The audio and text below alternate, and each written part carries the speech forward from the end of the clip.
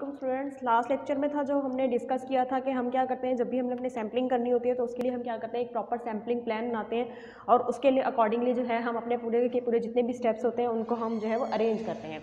आज के लेक्चर में हमने जो देखना है सैम्पलिंग प्लान बनाने के लिए हमें किन किन चीज़ों का ख्याल रखना पड़ता है वो हमने सारी की सारी लास्ट लेक्चर में डिस्कस की थी। आज हम देखेंगे कि जब हम एक सैम्पलिंग प्लान डिवेलप कर रहे होते हैं तो उसके लिए हमें क्या क्या मेन फैक्टर्स या मेन जो है वो क्या क्या चीज़ें जो है वो कंसीडर करनी पड़ेंगी।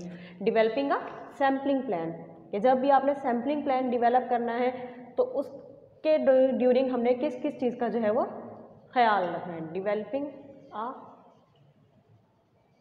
सैम्पलिंग प्लान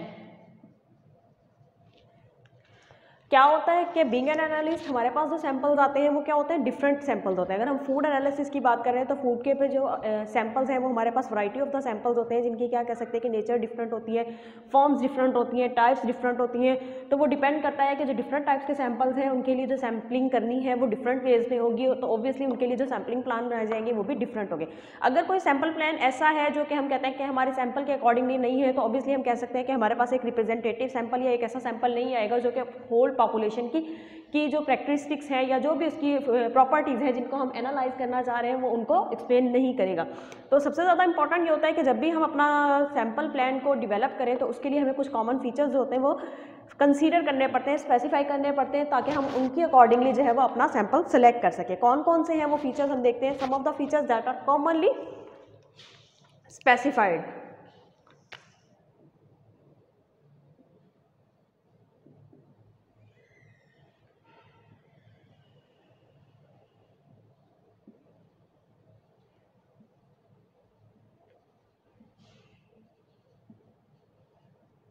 जिनको स्पेसिफाई करना ज़रूरी है जब हम क्या करते हैं कोई भी अपने सैंपल की कोई भी अपने जो हमारे पास सैंपल आया है उसकी जब हमने सैम्पलिंग करनी है, जिसके अंदर फर्स्ट वन आ जाता है सैंपल साइज। फर्स्ट हमारे पास आ गया सैंपल साइज। अब क्या है हमारे पास, क्योंकि हमने क्या कहा कि वैरायटी ऑफ द सैंपल्स आते हैं, जब वैरायटी ऑफ द सैंपल्स आते हैं तो वो डिपेंड करता है कि हमने जो है वो उसकी सैम्पलिंग कैसे करनी है। समटाइम हमारे पास जो होती है वो पॉपुलेशन बहुत ज़्यादा लार्ज होती है। अब उस इतनी ज़्यादा लार्ज पॉपुलेशन के अंदर से हमने एक रिप्रेजेंटेटिव सैंपल कैसे सेलेक्ट करना है, क्योंकि अगर हमारा जो सैंपल हमने सेलेक्ट किया है अगर वो रिप्रेजेंटेटिव नहीं होगा तो ऑब्वियसली जो हमारे पास रिजल्ट्स आएंगे वो सारे के सारे हमारे पास जो रिजल्ट्स हैं वो क्या होंगे, किसी को यूज़फुल हमें इन्फॉर्मेशन नहीं दे सकेंगे या फिर जो भी हम प्रॉपर्टीज़ एनालाइज करना चाह रहे हैं वो हम नहीं एनालाइज कर सकेंगे। इसके अलावा कहीं हम कहते हैं कि अगर हमारे पास कोई बैड सैंपल आ गया है जो कि हम जो प्रॉपर्टीज़ या जो बैड प्रैक्टिस्टिक्स हम एनालाइज करना चाह रहे थे हम उनको एनालाइज नहीं कर पाए तो ऑब्वियसली हमारे कॉस्ट ऑफ एनालिसिस या जो भी हमने टेक्निक यूज़ किया है जितना भी टाइम हमारा कंज्यूम हुआ है वो सारे का सारा वेस्ट हो जाएगा। तो साइज़ ऑफ द सैंपल जो है वो डिपेंड करता है कि जो हमारी पॉपुलेशन है उसके अंदर कितनी वेरिएशन मौजूद है। साइज़ ऑफ सैंपल साइज़ किस पे डिपेंड करता है कि जो हमारी पॉपुलेशन है उसकी वेरिएशन कितनी है, पॉपुलेशन वेरिएशन पे जो है वो डिपेंड करता है। अगर हम कहते हैं कि हमारी जो पॉपुलेशन है वो बहुत ज़्यादा वेरिएट कर रही है, मतलब एक जगह पे कोई इसके अंदर सॉलिड कंपोनेंट्स भी मौजूद हैं, कोई लिक्विड कंपोनेंट्स भी मौजूद हैं या कोई गैसियस मटेरियल भी उस पॉपुलेशन के अंदर मौजूद है, या फिर हम कह सकते हैं कि सैंपल के अंदर वेरिएशन जो है वो इस लिहाज से है कि कुछ बड़े पार्टिकल्स हैं, कुछ स्मॉलर पार्टिकल्स हैं, कुछ जो है वो बिल्कुल माइक्रो पार्टिकल्स हैं, या फिर हम ये कह सकते हैं कि पॉपुलेशन के अंदर वेरिएशन ऐसी है कि कुछ बैड कंपोनेंट्स मौजूद है, कुछ जो है वो गुड कंपोनेंट्स मौजूद है। तो हमने ओवरऑल पॉपुलेशन को एनालाइज करना है। तो अगर हमारी पॉपुलेशन जो है वेरिएट करेगी तो सैंपल के सिलेक्शन या सैंपल का साइज जो है वो डिपेंड करेगा कि हमारी पॉपुलेशन में कितनी वेरिएशन है। अगर हमारी पॉपुलेशन बहुत ज़्यादा वेरिएट करती है तो इट्स मीन हमने अपना जो सैंपल सेलेक्ट करना है वो हमारे पास लार्ज अमाउंट के अंदर हमने सैंपल का साइज जो है वो लार्ज रखना है ताकि हम क्या कर सकें, जो हमारी पॉपुलेशन है उसके अंदर से हम हर एक टाइप के जो पार्ट है उसको कलेक्ट कर सकें और देन हम उसको एनालाइज कर सकें। सैंपल साइज के लिए जो वो मोस्ट कॉमनली जो है वो मेथड यूज़ किया जाता है या वे यूज़ किया जाता है उसको हम क्या कहते हैं, सीक्वेंशियल सैम्पलिंग कहते हैं। सीक्वेंशियल सैम्पलिंग, सैंपल साइज को मद्देनजर सैंपल साइज को कंसीडर करते हुए जो हम करते हैं वो होती है सीक्वेंशियल सैम्पलिंग। सीक्वेंशियल सैम्पलिंग के अंदर हम क्या होता है, इसके अंदर हम ये करते हैं कि हमारी अगर पॉपुलेशन वेरिएट कर रही है, तो उसके लिए हम क्या कर सकते हैं, वो क्या करते हैं, बहुत सारे सब सैंपल्स जो हैं वो अपनी पॉपुलेशन के अंदर से सेलेक्ट कर लेते हैं। मतलब क्या किया कि मेरे पास एक पॉपुलेशन थी जिसमें से मैंने एक सैंपल को सेलेक्ट करके और उसको एनालाइज करना था, लेकिन मुझे लगता है कि मेरी पॉपुलेशन जो है वो बहुत ज़्यादा वेरिएट करती है, तो अगर मैं कहीं से एक स्पेसिफिक जगह से अपना सैंपल सेलेक्ट कर लेती हूँ तो वो सैंपल जो है वो ओवरऑल हमारे जो रिजल्ट्स हैं वो एक्यूरेट नहीं देगा। तो उसके लिए हम क्या करते हैं, सीक्वेंशियल सैम्पलिंग यूज़ करते हैं साइज़ को सेलेक्ट करने के लिए। इसके लिए हम क्या करते हैं, बहुत सारे स्मॉल सब सैंपल्स जो है वो सेलेक्ट कर लेते हैं, उनको फिर हम एनालाइज कर लेते हैं और उनकी जो रिजल्ट्स आते हैं उनकी प्रॉपर्टीज़ की बेसिस पे हम क्या करते हैं, अपना जो भी एनालिसिस है उसको फर्दर कंटिन्यू करते हैं। नेक्स्ट हमारे पास आ जाता है सैंपल सिलेक्शन। सैंपलिंग प्लान के अंदर हमने सैंपल साइज देखा। नेक्स्ट हमारे पास आएगा sample location. Sample location depend करता है कि आपने अपना जो सैंपल है वो कहाँ से सेलेक्ट करना है।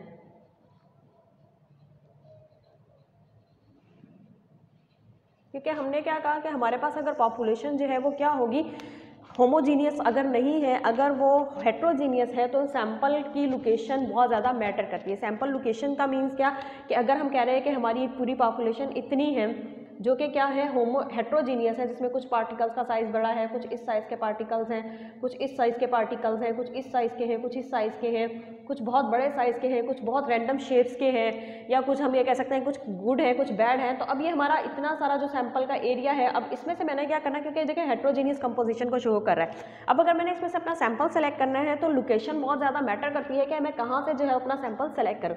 अगर मैं सिर्फ इस जगह से अपना सैंपल सेलेक्ट कर लेती हूँ तो इट्स मीन सिर्फ ये वाले पार्टिकल सेलेक्ट होंगे, इस पार्टिकल को, इस पार्टिकल को, इन पार्टिकल्स की या इन पार्टिकल्स की प्रॉपर्टीज़ को हम इस सैंपल के जरिए जो है वो नहीं बता सकते कि हाँ अब मैंने अपना जो भी रिजल्ट अपना रिपोर्ट करूँगी वो मैं इस सैंपल की बेस पे अपना रिपोर्ट कर दूंगी कि जो पॉपुलेशन है उसके अंदर इस टाइप के सैंपल्स मौजूद हैं, उनकी कैरेक्टरिस्टिक्स या प्रॉपर्टीज़ ये हैं। लेकिन जो बाकी रिमेनिंग सैंपल्स के कंपोनेंट्स थे जो कि उस सैंपल के दौरान जहाँ से मैंने अपना सैंपल सेलेक्ट किया, जो मैंने लोकेशन सेलेक्ट डिसाइड की थी कि मैं अपना यहाँ से सेलेक्ट कर लूँगी, वहाँ से अगर वो नहीं सेलेक्ट हो पाते तो ऑब्वियसली जो हमने अपना एनालिसिस किया है वो सारा का सारा एनालिसिस जो है वो हमारा वेस्ट हो जाता है। तो इसीलिए सैंपल लोकेशन जो है वो बहुत ज़्यादा मैटर करती है। तो सैम्पलिंग प्लान के अंदर क्या करते हैं, हम बहुत ज़्यादा क्लैरिफाई करते हैं कि जो हमने अपना सैंपल सेलेक्ट करना है वो हमने किस वे में करना है। सैंपल सिलेक्शन के लिए या सैंपल की लोकेशन जो हम कहते हैं कि कहाँ से हमने करना है, उसके लिए हम डिफरेंट वेज यूज़ करते हैं सैम्पलिंग के, जिसके अंदर फर्स्ट वन आ जाता है रैंडम सैम्पलिंग।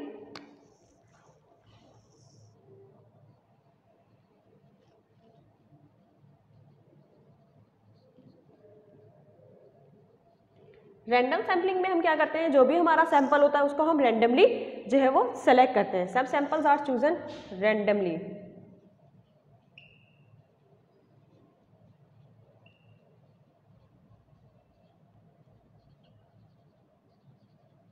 हम रैंडमली जो है वो अपने सैंपल चूज करते हैं।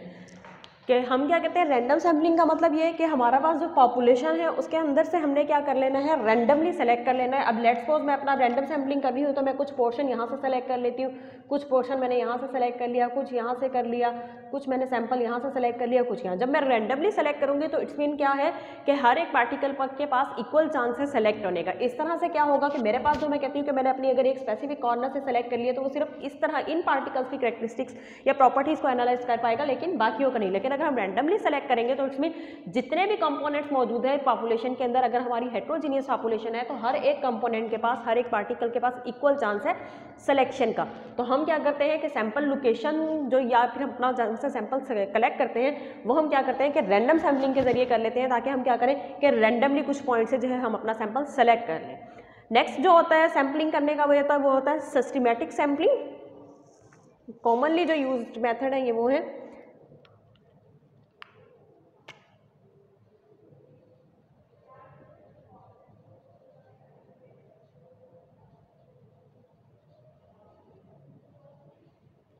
सिस्टमैटिक सैम्पलिंग में क्या होता है कि हम एक सिस्टमैटिक वे में जो है वो the samples are drawn systematically, samples are drawn systematically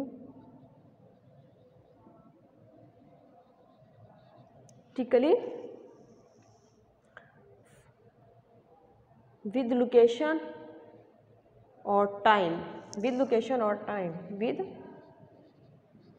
location और टाइम। ठीक है, सेकंड जो वे है सैम्पलिंग का वो क्या होता है, सिस्टमेटिक सैम्पलिंग, जिसमें हम क्या करते हैं कोई एक सिस्टमेटिक वे के जरिए जो है अपना सैंपल सेलेक्ट कर लेते हैं। ठीक है, सिस्टमेटिक वे क्या कि मैंने लेट्स सपोज मैंने कहा कि मैंने अगर लोकेशन के लिहाज से सेलेक्ट कर रही हूँ तो मेरे पास ये पॉपुलेशन थी, अगर मैं कहती हूँ कि मैंने यहाँ से सेलेक्ट करना है तो मैं हर एक मतलब 1 मीटर के बाद जो है वो अपना सैंपल सेलेक्ट कर लेती हूँ, 1 मीटर के बाद मैं अपना सैंपल जो है वो दोनों तरफ से सेलेक्ट कर लेती हूँ। तो मेरे पास क्या आ जाएगा, एक सिस्टमेटिक ऑर्डर रखा कि मैंने हर 1 मीटर के बाद जो है वो अपना सैंपल सेलेक्ट करना है। ठीक है, या फिर मैं कहती हूँ कि मैंने जो है अपना अगर मेरे पास कुछ और है लाइक दैट, अगर कोई और सैंपल है, मैंने कहा कि मेरे पास बॉक्सेस है तो मैंने कहा कि हर एक बॉक्स में से जो है वो मैंने एक एक अपना जो सैंपल है जो है वो सेलेक्ट कर लेना है। तो ये हमारा क्या आ जाएगा, सिस्टमेटिक वे में। या फिर अगर हम कह सकते हैं कि कोई कन्वेयर है जो कि बेल्ट जिसके ऊपर चल रही है, लाइक जिसके ऊपर कॉन्टीन्यूसली प्रोडक्ट्स हमारे पास बन के आ रहे हैं, तो मैं कहती हूँ कि हर चौथा या फिर हर तीसरा जो है वो मैंने अपना लाइक दैट ये कन्वेयर है,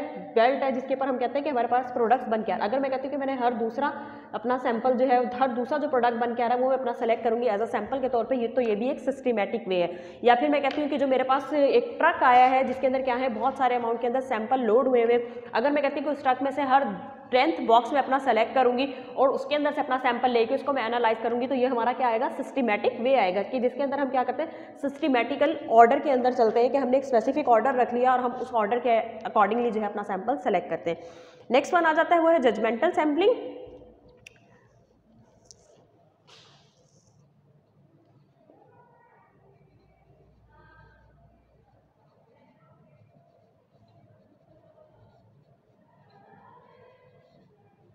जजमेंटल सैम्पलिंग जैसे कि नाम ही शो कर रहा है कि किस पे डिपेंड करता है, on the basis of judgment and experience. Some samples are drawn from the whole population using the judgment and experience. Samples are selected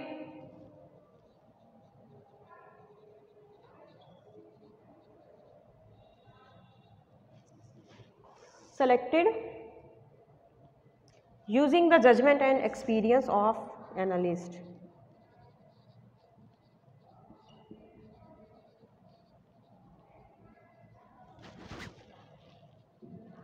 And experience of analyst. Judgmental sampling क्या होती है, किस चीज़ पे, जजमेंटल। ठीक है, judgemental sampling क्या होती है कि वो जिसमें हम क्या कहते हैं कि जो भी हम अपना सैंपल सेलेक्ट कर रहे होते हैं वो किस बेस पे करते हैं, जो भी एनालिस्ट होता है उसकी एक्सपीरियंस की या उसकी जजमेंट की बेसिस पे जो है वो अपना सैंपल सेलेक्ट कर लेता है। लाइक दैट अगर हम कहते हैं कि हमारे पास कोई भी था, अगर कोई भी सैंपल है लाइक क्या हम कह रहे हैं कि कोई भी ट्रक अगर हमारे पास आया तो हम फर्स्ट उसमें जो भी एनालिस्ट है वो देखेगा कि जो फर्स्टली उसको नज़र आ रहे हैं तो वो वहाँ से कहीं से भी जो है वो अपने सैंपल्स को पिक कर लेगा अपनी जजमेंटल की बेसिस पे कि अगर हम इस पॉइंट से जो है वो सैंपल पिक कर लेते हैं तो हमारे पास क्या आ सकता है कि एक रिप्रेजेंटेटिव सैंपल जो है वो आ सकता है। This could be the easiest, ये जो है जजमेंटल सैम्पलिंग को हम कहते हैं कि सबसे ज़्यादा ईजिएस्ट वे होता है जिसके लिहाज से हम क्या कर सकते हैं कि कोई भी पर्सन या कोई भी एनालिस्ट अपने एक्सपीरियंस की बेस पे कहता है कि अगर हम यहाँ से अपना सैंपल का पोर्शन सेलेक्ट कर लेते हैं तो वो हमारी होल पॉपुलेशन का जो है वो रिप्रेजेंटेटिव हो सकता है। उसके बाद जो नेक्स्ट आता है सैंपल साइज आ गया, सैंपल लोकेशन आ गया, नेक्स्ट हमारे पास आ जाता है सैंपल कलेक्शन आ जाता है कि जो आपने अपना सैंपल सेलेक्ट कर लिया है कि आपने देख लिया सैंपल का साइज आपने कितना रखना है, उसके बाद हमने क्या कर लिया कि सैंपल की लोकेशन सेट कर ली हमने। थर्ड जो हमारे पास सैंपलिंग के अंदर आ जाएगा, सिलेक्शन ऑफ द सैंपल के अंदर आ जाएगा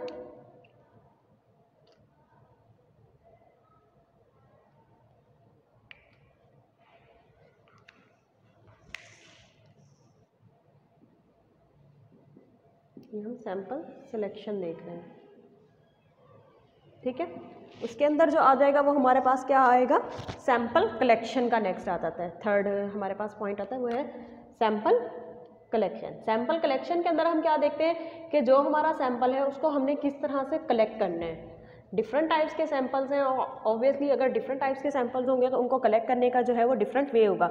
उसके लिए क्या करते हैं, या तो डिफरेंट मैकेनिकल डिवाइसेस यूज की जाती हैं या फिर जो है वो अपना मैनुअली जो है वो बाय ह्यूमन बीइंग और by specialized mechanical sampling devices. Manual sampling में involve simple picking up a sample from a conveyor belt और ट्रक और यूजिंग स्पेशल कप्स और container to collect sample from a tank और sack. The manner in which samples are selected is usually specified in sampling plan. हम क्या करते हैं, जो हमने अपना सैंपल सेलेक्ट करना है या तो हम वो क्या करेंगे कि मैनुअली पिक कर लिया जाता है, या तो क्या करते हैं मैनुअली पिक करते हैं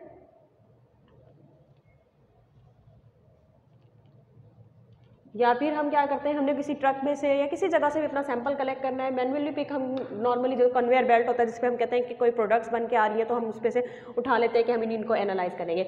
या फिर हम क्या कर सकते हैं, कोई कप्स या कंटेनर्स जो है वो यूज़ कर लेते हैं सैंपल की कलेक्शन के लिए। या फिर हम क्या करते हैं कि कोई भी मैकेनिकल डिवाइसेस जो होती हैं, sampling specialised mechanical devices use की जाती हैं।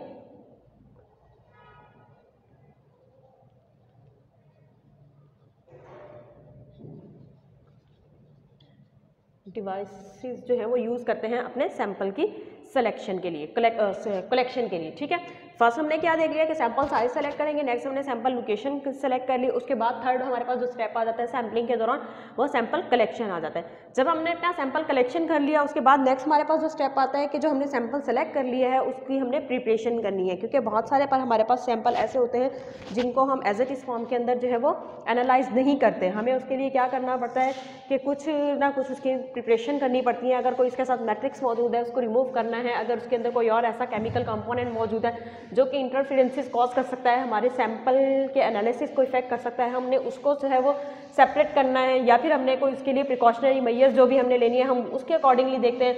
या फिर हम कह रहे हैं कि कोई हमारे पास हेट्रोजीनियस टाइप का सैंपल है, हमने उसको होमोजिनाइज करना है, या फिर हमने उसको किसी ऐसे फॉर्म के अंदर कन्वर्ट करना है जो कि क्या हो सके, हमारे पास डिटेक्टेबल हो सके।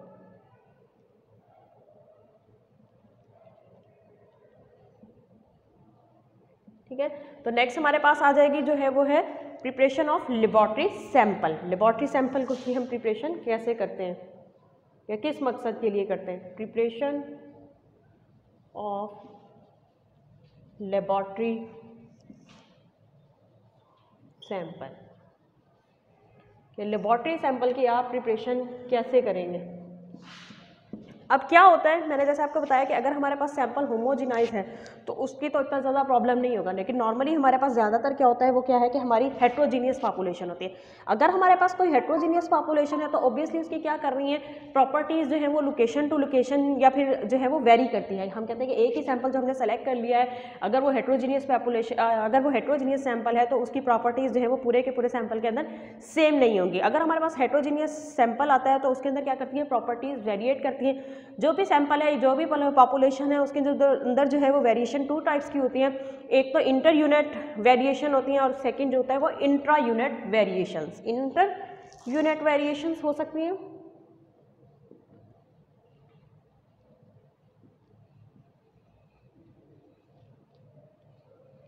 या फिर सेकंड क्या होता है, intra unit.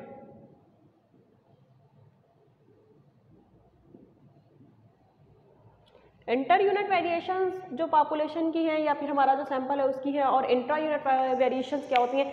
Inter unit variations मतलब क्या कि जो एक सैंपल हमने सेलेक्ट किया है उसके जो डिफरेंट इंडिविजुअल्स हैं उनके दरमियान जो वेरिएशन है उनको हम क्या कहते हैं, इंटर यूनिट वेरिएशंस कहते हैं। और इंट्रा यूनिट वेरिएशंस क्या होती हैं, इंट्रा यूनिट वेरिएशंस वो होती हैं जो हम कहते हैं कि कोई हमारा एक इंडिविजुअल कंपोनेंट है लेकिन उस इंडिविजुअल कंपोनेंट के अंदर भी जो है वो वेरिएट कर रही है, उसकी क्वांटिटी या उसके कंपोनेंट या उसकी जो भी कंपोजिशन है उस एक सिंगल यूनिट के अंदर भी वेरिएट करती है, तो उसको हम इंट्रा यूनिट वेरिएशन कहते हैं। अगर मैं सिंपल एग्जांपल दूं तो हम कहते हैं कि हमारे पास एक ऑरेंज का एक पूरा पैक है, बॉक्स है जिसके अंदर काफ़ी ज़्यादा अमाउंट के अंदर ऑरेंजेस है मौजूद है, लेकिन उसमें से कुछ ऑरेंजेस जो हैं वो गुड हैं लेकिन और कुछ ऑरेंजेस जो हैं वो बैड है, तो ये हम क्या कहलाएंगे, इंटर यूनिट वेरिएशंस कहलाएंगी। और इंट्रा यूनिट वेरिएशंस क्या कहलाती है, इंट्रा यूनिट वेरिएशंस बेसिकली होते हैं कि अगर हम कहते हैं कि एक ही जो ऑरेंज है उस ऑरेंज के जो बाहर का पील है उसकी कंपोजिशन कुछ और है, उसकी नेचर, उसकी सॉफ्टनेस या उसका मटेरियल कुछ और है, और जो उस ऑरेंज के अंदर की जो उसके स्लैशेस मौजूद हैं उनकी जो है वो कंपोजिशन, उनका जो टेक्सचर, उनका जो कंपोनेंट्स हैं वो डिफरेंट है, तो ये क्या कहलाएगा, इंट्रा यूनिट। इंटर यूनिट क्या कि जो हमारे पास एक ऑरेंजेस का बॉक्स है उसके अंदर डिफरेंट ऑरेंजेस मौजूद है और कुछ उसमें से गुड है, कुछ उसमें से बैड ऑरेंजेस है, तो वो इंटर यूनिट वेरिएशंस कहलाएंगे कि एक ही सेम पॉपुलेशन के अंदर डिफरेंस है। इसके अलावा जो दूसरी इंट्रा यूनिट वेरिएशंस मैंने आपको कहा वो क्या होती है, जिसमें हम कहते हैं कि क्या है कि हमारा एक ऑरेंज है और ऑरेंज के बाहर का जो पील है उसका की क्वालिटी, उसकी जो भी कंपोजिशन है वो डिफरेंट है, उसका टेक्सचर डिफरेंट है और जो उसके अंदर का पार्ट है वो डिफरेंट है। तो ये क्या होता है कि हमारे पास जब भी सैंपल आते हैं, जो हम पॉपुलेशन सेलेक्ट करते हैं, पॉपुलेशन के अंदर से अपना सैंपल सेलेक्ट कर लेते हैं, तो उसके अंदर वेरिएशंस हो सकते हैं, इंटर यूनिट वेरिएशंस होती हैं, इंट्रा यूनिट वेरिएशन होती है। तो उसके लिए हमें क्या करना पड़ता है, अपने सैंपल को जो है वो होमोजिनाइज करना पड़ता है। अगर हम अपने सैंपल को होमोजिनाइज नहीं करेंगे तो ऑब्वियसली इसकी जो हमारे पास रीडिंग्स आएंगी या जो भी हमारा एनालिसिस होगा वो हमारा एक्यूरेट रिजल्ट्स नहीं देगा। सैंपल को होमोजेनाइज करने के डिफरेंट वेज होते हैं, जिसके लिए कुछ मैकेनिकल डिवाइसेस यूज की जाती है। Sample can be homogenise by different ways.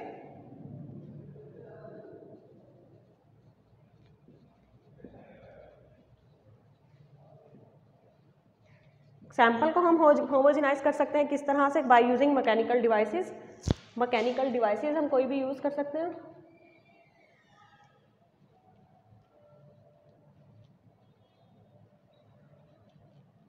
जिसमें हमारे पास क्या क्या आ सकता है। कोई ग्राइंडर हम यूज़ करते हैं, उसको ग्राइंड करके मिक्स कर सकते हैं। कोई मिक्सर आ सकता है, क्योंकि अगर डिपेंड करता है ना कि हमारा कोई सैंपल किस तरह का, अगर कोई लिक्विड सैंपल है तो हम उसको क्या कर सकते हैं, मिक्सर यूज़ करके जो है हम उसको होमोजेनाइज कर सकते हैं। अगर हमारे पास कोई अगर सॉलिड फॉर्म के अंदर है तो हम उसको ग्राइंड करके कर सकते हैं। ब्लेंडर होते हैं हमारे पास, स्लाइसर्स होते हैं, ब्लेंडर यूज़ कर सकते हैं।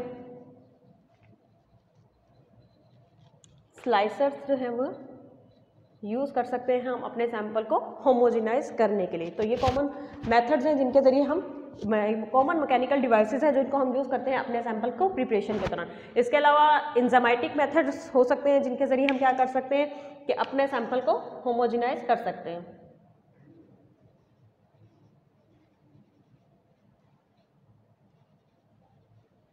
एंजाइमेटिक मेथड के अंदर क्या होता है, एंजाइम्स, कोई भी हम एंजाइम्स कॉमनली यूज़ करके क्या कर सकते हैं कि हमारा जो भी सैंपल है उसके अंदर जो भी पॉसिबल कंपोजिशंस है उनकी ब्रेकिंग करवा के हम क्या कर सकें, उसकी प्रॉपर होमोजेनाइजेशन करवा सकें। एंजाइमेटिक मेथड के अंदर क्या होता है, मुख्तलिफ किस्म के एंजाइम्स यूज़ होते हैं। कौन कौन से एंजाइम हो सकते हैं, प्रोटीएजेस, सेलुलेजेस और लाइपेज जो है वो यूज़ किया था। प्रोटीएज,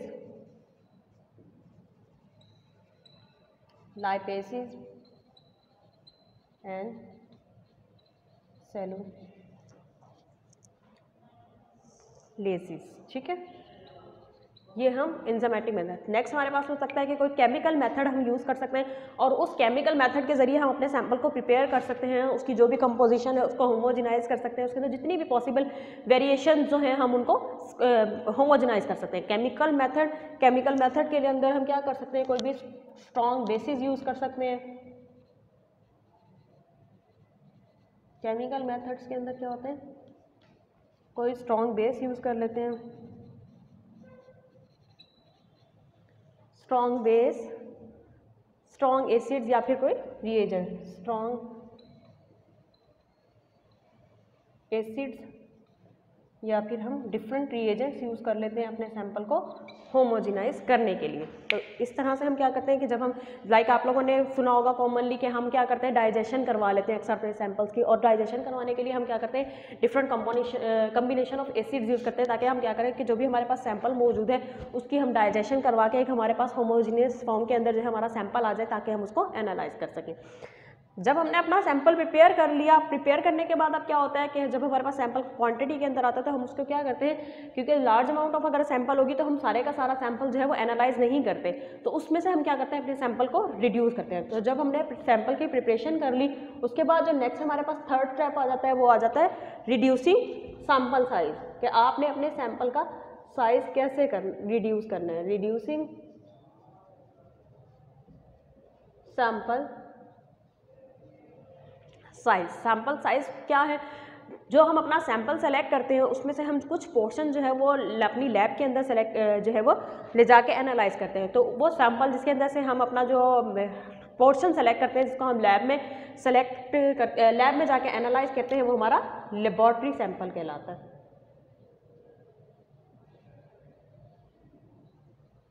नॉर्मली क्या होता है, जैसे मैंने कहा था कि डिफरेंट वे सैम्पलिंग के हम यूज़ करते हैं। अगर हम सिस्टमेटिक सैम्पलिंग कर रहे हैं, रैंडम सैम्पलिंग कर रहे हैं, या फिर हम जजमेंटल सैम्पलिंग कर रहे हैं, तो हम बहुत सारे सब सैंपल सेलेक्ट करते हैं। अब वो सब सैंपल्स में से फिर हमने क्या करना है, एक स्पेसिफिक पोर्शन जो है हम सेलेक्ट करते हैं और उस स्पेसिफिक पोर्शन को हम लेबोरेटरी के अंदर ले जाके एनालाइज करते हैं। तो वो सैंपल का वो स्पेसिफिक पोर्शन जो हम लेबोरेटरी के अंदर ले जाके एनालाइज करेंगे वो हमारा लेबोरेटरी सैंपल कहलाएगा। इसके लिए नॉर्मली क्या होता है, क्वाटरनरी मेथड यूज़ किया जाता है कि जो भी आपके सैंपल जितने भी आपने सेलेक्ट किए हुए, लाइक हमारे पास इतने सारे सैंपल्स के पार्ट्स हैं, ये सब सैंपल्स हैं, इन सबको मिक्स किया जाता है। मिक्स करने के बाद इसको 4 इक्वल पार्ट्स में डिवाइड कर देते हैं और उस 4 इक्वल पार्ट्स में से कोई से 2 पार्ट्स हम सेलेक्ट कर लेते हैं, ठीक है। इन दोनों पार्ट्स को फिर हम दोबारा से मिक्स करेंगे तो ये फिर हमारे पास इतना हो जाएगा। इसको मिक्स करने के बाद फिर दोबारा से इसके 4 पोर्शंस करते हैं। इस तरह से क्या होता है कि हमारे पास सैंपल की जो अमाउंट है, जो कॉन्सेंट्रेशन, लाइक दैट अगर मैं कहती हूँ कि मेरे पास 20 मिलीग्राम था ठीक है। यहाँ पे मैंने इसको किया तो 4 पोर्शंस में से 2 पोर्शंस ऐड किए तो मेरे पास 10 मिलीग्राम आ गया। 10 मिलीग्राम के मैंने मजीद 4 पोर्शंस किए तो ये मेरे पास 5 मिलीग्राम आ गया। अब मैं मजीद इसके 4 करूँगी तो मेरे पास एट दी एंड हम कह सकते हैं 2.5 या 0.5 जितना भी होगा, जिस हद तक हमें रिक्वायर्ड है एनालाइज करने के लिए वो। इस तरह से हम अपने सैंपल का क्या करते हैं, साइज़ जो है वो रिड्यूस करते हैं ताकि हमारे पास सिर्फ उतनी अमाउंट मौजूद है जितनी हमने क्या करनी है, किसी भी अपने सैंपल को एनालाइज करने के लिए जो है वो हमने यूज़ करनी है। उसके बाद नेक्स्ट हमारे पास जो आएगा वो हम देखते हैं, वो है हमारा reducing the sample size. Sample size को हमने रिड्यूस करना है तो उसके लिए हम क्या क्या मेथड्स यूज़ करेंगे वो हम अपने नेक्स्ट लेक्चर में जो है वो डिटेल में डिस्कस करेंगे। थैंक यू, अल्लाह हाफिज़।